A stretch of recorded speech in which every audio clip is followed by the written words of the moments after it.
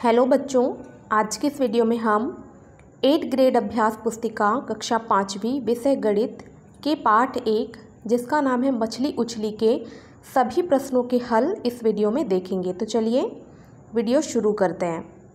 तो देखिए, सबसे पहले हमें यहाँ पर एक तालिका या टेबल दी हुई है। तो इसमें जो प्रश्न हमें दिए हुए हैं उनको हम हल करेंगे। तो देखिए, अगर हम पहली टेबल की बात करें तो इसमें कुछ सामग्रियां दी हुई हैं। इन सामग्रियों के लिए हमें 100 रुपये के नोटों का भुगतान करना है। ठीक है, जैसे कंपास बॉक्स की कीमत है 60 रुपये, तो हमें 100 के कितने नोट देने पड़ेंगे। तो देखिए, हमें 100 का एक नोट देना पड़ेगा, तो टोटल रुपए हो गए हमारे 100। ठीक है, कंपास बॉक्स की कीमत है 60 रुपये, तो हमें 40 रुपये वापस मिल जाएंगे। तो ये वाली जो टेबल है, ये वाली टेबल, इसमें हमें वापस की जाने वाली राशियों को लिखना है। ठीक है, अब देखिए पुस्तकों का मूल्य कितना है, 294 रुपये है। तो हमें यहाँ पर 100 के 3 नोट देने होंगे, टोटल रुपए हो जाएंगे हमारे पास 300। अब देखिए 300 रुपये हैं हमारे पास और 294 की पुस्तकें हैं, तो हमें 6 रुपये वापस मिलेंगे। इसी प्रकार देखिए अगली टेबल में अब हमें जो है 500 रुपये के नोटों का भुगतान करना है। जैसे यहाँ पर सामग्री दी हुई है गेहूँ। गेहूँ का कुल मूल्य है 4000 रुपये, तो हमें यहाँ पर 500 के 8 नोट देने होंगे। तो देखिए टोटल राशि हो जाएगी 8 पंचे 40, मतलब 4000 रुपये। इसका मतलब हमें वापस राशि कितनी मिलेगी, 0 रुपये। अब देखिए दाल की कीमत है 4300 रुपये, तो हम 500 के 9 नोट देंगे, तो टोटल हमारी राशि हो जाएगी 9 का गुणा हम इस 5 से कर देंगे, तो 9 पंचे 45। ठीक है, 4500 रुपये हो गए। 4300 की दाल हुई, इसका मतलब हमें 200 रुपये वापस मिलेंगे। अब देखिए चावल की कीमत है 5600 रुपये, तो हम 500 के 12 नोट देंगे। इस 12 का गुणा 5 से करेंगे, तो 12 पंचे 60, मतलब कितना हो गया, 6000 रुपये। ठीक है, अब 6000 रुपये हुए और 5600 का हमारा चावल हुआ, मतलब हमें 400 रुपये वापस मिलेंगे। अब देखिए आगे के प्रश्न, यहाँ पर देखिए इन प्रश्नों को हल कीजिए। हमें यहाँ पर जो प्रश्न दिए गए हैं उनका गुणा करके लिखना है। तो 38 में हम 15 का गुणा करेंगे तो 570 आएगा। इसी प्रकार 56 में 23 का गुणा करेंगे तो 1288 आएगा। इसी प्रकार 48 में 12 का गुणा करेंगे तो 576 आएगा। 51 में 26 का गुणा करेंगे तो 1326 आएगा। अब देखिए नेक्स्ट है, इसमें हमें क्या करना है, भाग करना है ना। जैसे 202 में हमें 2 का भाग देना है, तो भागफल हमारा आ जाएगा 101, शेषफल आ जाएगा 0। इसी प्रकार अगले में देखिए 537 में हमें 15 का भाग देना है, तो भागफल आ गया 35 और शेषफल आ गया 12। अब देखिए अगले में 645 में हमें 14 का भाग देना है, तो हमारा 46 हो गया भागफल और 1 हो गया शेषफल। इसी प्रकार 675 में हमें 11 का भाग देना है, तो भागफल हो गया 61 और शेषफल हो गया 4। इस प्रकार से हमें दिए गए प्रश्नों का जो भाग है या दिए गए सवालों में हमें भागफल निकालना है और शेषफल निकालना है। अब देखिए आगे है, प्रश्नों को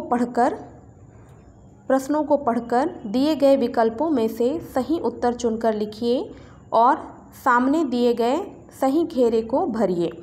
तो देखिए हमारे पास ABCD यहाँ पर 4 घेरे दिए हुए हैं, तो सही उत्तर जो आएगा उस नंबर का घेरा हमें यहाँ पर डार्क करना है या उसे काला करना है। ठीक है, जैसे प्रश्न 1 है, 2326 को लिखते हैं। कैसे लिखते हैं, ऐसे लिखते हैं जैसा यहाँ पर C नंबर पे दिया हुआ है। 2326 है ये। ठीक है, तो C नंबर का उत्तर आया है, तो C नंबर पर हमने जो है गोला काला कर दिया है। अब देखिए प्रश्न 2 है, 100 रुपये वाले 15 नोट मिलकर हो जाते हैं। तो 100 रुपये में हम 15 का गुणा कर देंगे तो कितना आ जाएगा, 1500। D नंबर का उत्तर हमारा सही आया है, तो D नंबर पर हम गोला काला कर लेंगे। अब देखिए थर्ड है, गाय का दूध 40 रुपये प्रति लीटर आता है, तो बताइए 20 लीटर दूध कितने रुपए में आएगा।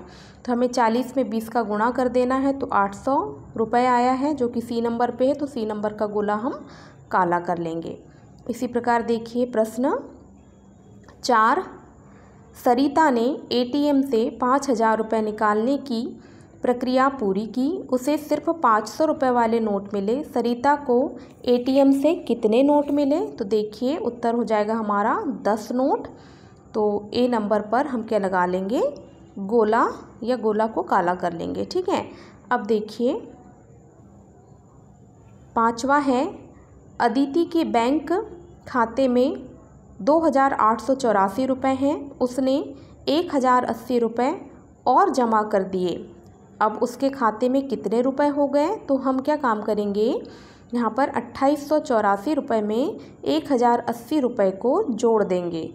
तो यहाँ पर देखिए सी नंबर का ऑप्शन हमारा सही हो जाएगा, 3964 रुपये। तो यहाँ पर हम इस गोले को काला कर लेंगे। अब आगे देखिए प्रश्न 6 है, नीचे दिए गए प्रश्नों को हल कीजिए।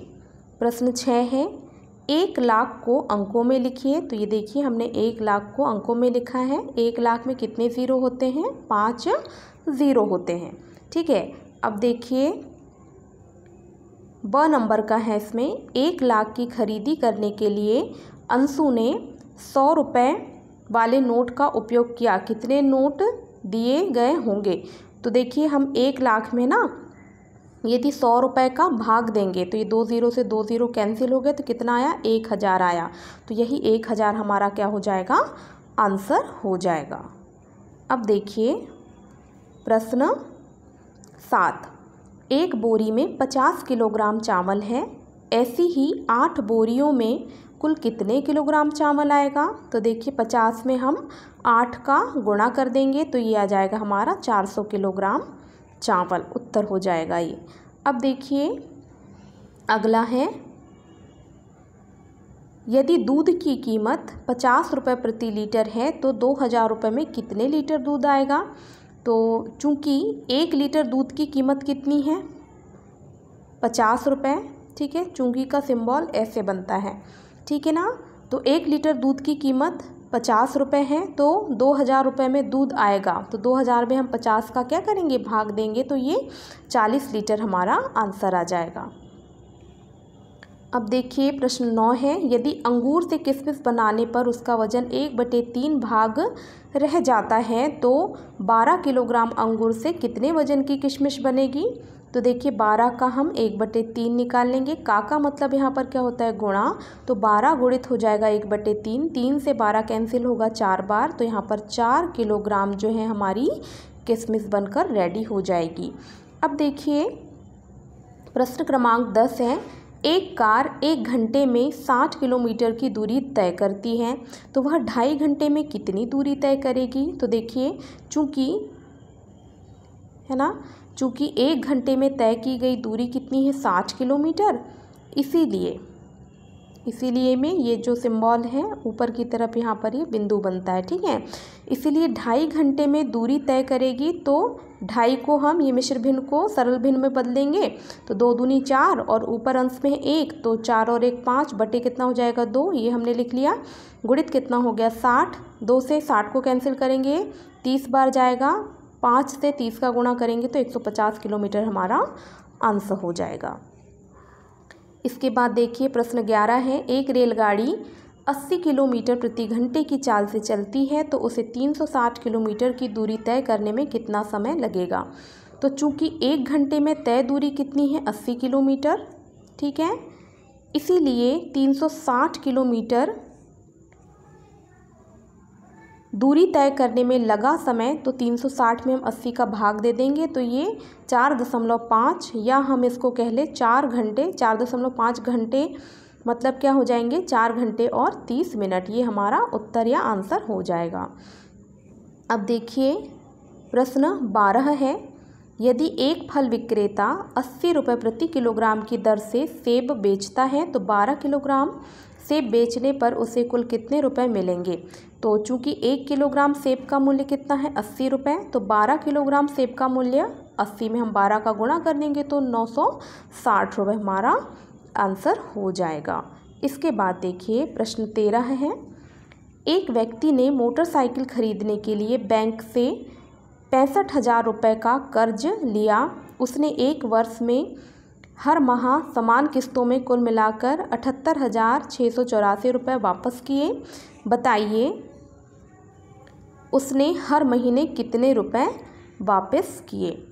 तो देखिए इसका हल हम कर लेते हैं। चूँकि एक वर्ष में कितने महीने होते हैं 12 महीने, ये हमने लिखा हुआ है। में कुल 78,684 रुपये वापस किए गए। अब इसीलिए एक माह में वापस किए जाएंगे तो 78,684 में हम किसका भाग दे देंगे 12 का, ठीक है, क्योंकि एक वर्ष में 12 महीने होते हैं तो डिवाइड बाई 12 हो जाएगा। जैसे ही हम इसका भाग देंगे ये कैंसिल होगा, तो यहाँ पर देखिए 6,557 रुपये हमारा आंसर हो जाएगा। इसके बाद देखिए प्रश्न क्रमांक है 14। लड्डू की कीमत 200 रुपये प्रति किलोग्राम तथा बर्फ़ी की कीमत 400 रुपये प्रति किलोग्राम है। राजू के पास 800 रुपये है, जिसमें से वह 1/4 रुपये लड्डू खरीदने में 3/4 रुपये बर्फ़ी खरीदने में खर्च करता है। तो हमें निम्न प्रश्नों के उत्तर देने हैं। उसने कितने किलोग्राम लड्डू खरीदे, तो देखिए 800 का हम 1/4 भाग उसने लड्डू खरीदने में किया, तो 800 का 1/4 हम निकालेंगे। तो का मतलब होता है गुणा, तो 800 गुणा हो जाएगा 1/4। इसको डिवाइड करेंगे, यहाँ पर देखिए 4 से 800 को, तो ये हो जाएगा 200, ठीक है। तो यहाँ पर उत्तर आ गया हमारा 200। अतः उसने 1 किलोग्राम लड्डू खरीदे, क्योंकि लड्डू की कीमत कितनी है 200 रुपये किलोग्राम। इसी प्रकार ब का देखिए 800 का 3/4 हम निकाल लेंगे तो ये हो जाएगा 600 रुपये। अतः उसने 1 किलोग्राम 1 किलोग्राम और 500 ग्राम यानी 1.5 किलो बर्फ़ी खरीदी, क्योंकि उसकी कीमत कितनी है बर्फ़ी की 400 रुपये प्रति किलोग्राम, और टोटल जो राशि आई है वो 600 रुपये आई है। इसका मतलब उसने 1.5 किलो जो है बर्फ़ी खरीदी। स का है उसने कुल कितने किलोग्राम लड्डू एवं बर्फ़ी खरीदी, तो 1 किलोग्राम लड्डू और 1.5 किलोग्राम बर्फ़ी खरीदी। इसका मतलब 2.5 किलोग्राम उसने टोटल ये सब खरीदा। प्रश्न 15 है। एक पानी की टंकी बनाने में लगने वाले खर्च का विवरण सारणी में दिया गया है।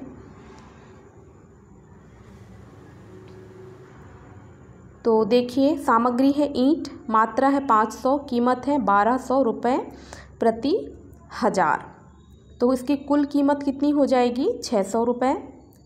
फिर है सीमेंट 7 बोरी, कीमत है 325 रुपये प्रति बोरी। तो 7 से हम 325 का गुणा कर देंगे तो 2,275 रुपये आ जाएगा। रेत है, इसकी मात्रा है 1 ट्रॉली, कीमत है 5500 रुपये प्रति ट्रॉली। तो ये 1 ट्रॉली ही मात्रा खरीदी गई है, तो 5500 रुपये आंसर हो जाएगा, ठीक है। अब देखिए पहले में क्या था, पहले को हम बता देते हैं। ईंट की कीमत थी, मात्रा थी 500 और ये कीमत है इसकी 1200 प्रति 1000। अब 1000 ना होकर ईंट की मात्रा आधी है, मतलब 500 है, तो रुपए भी कितने लगेंगे आधे, 1200 के आधे 600 रुपये। अब देखिए नेक्स्ट है सरिया या छड़ 40 किलोग्राम 45 रुपये प्रति किलोग्राम इसकी कीमत है। तो 40 में 45 का गुणा कर देंगे तो ये 1800 रुपये आ जाएगा। मजदूरी, कुल मजदूरी 15,000 रुपये, तो यहाँ पर ये 15,000 रुपये आ जाएगा, ठीक है। ये 15,000 है, 0 है यहाँ पर, ठीक है ना। अब देखिए इस पानी की टंकी बनाने में लगा कुल खर्च,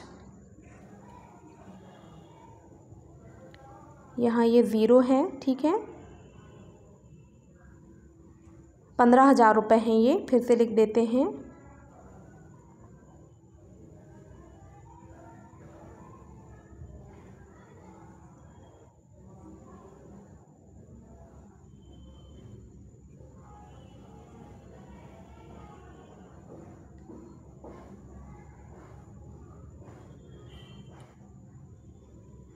ये 15,000 रुपये हैं, यहीं बना देते हैं 0, ठीक है ना। देखिए इन सबको हम जोड़ेंगे तो कितना आ जाएगा 25,175 रुपये। अब देखिए अगला प्रश्न है प्रश्न 16। बाढ़ पीड़ितों की मदद हेतु 4 गांव से क्रमशः 5,000, 5,000, 4,000 एवं 6,000 रुपये प्राप्त हुए हैं। यदि इस राशि को 25 पीड़ितों में बराबर बराबर वितरित किया गया तो प्रत्येक पीड़ित को कितने रुपए प्राप्त हुए। तो देखिए प्राप्त हुए रुपए टोटल को हम जोड़ लेंगे तो कितना आ गया 20,000 रुपये। 25 पीड़ितों में बराबर वितरित करने पर हमें 20,000 में 25 का भाग देना पड़ेगा तो कितना आ गया 800 रुपये, और यही हमारा क्या हो जाएगा आंसर हो जाएगा। इसके बाद देखिए प्रश्न क्रमांक 17। नीचे तालिका बनी है, तालिका के आधार पर प्रश्नों के उत्तर दीजिए। वाहन का प्रकार है बस, एक बार बैठने में या बैठने वाले यात्रियों की संख्या है 40, वाहन की चाल है 40 किलोमीटर प्रति घंटा। टैक्सी में एक बार में बैठने वाले यात्रियों की संख्या है 4, वाहन की चाल है 50 किलोमीटर प्रति घंटा। बड़ा ऑटो रिक्शा, इसमें 7 लोग बैठ सकते हैं और इसकी चाल है 32 किलोमीटर प्रति घंटा।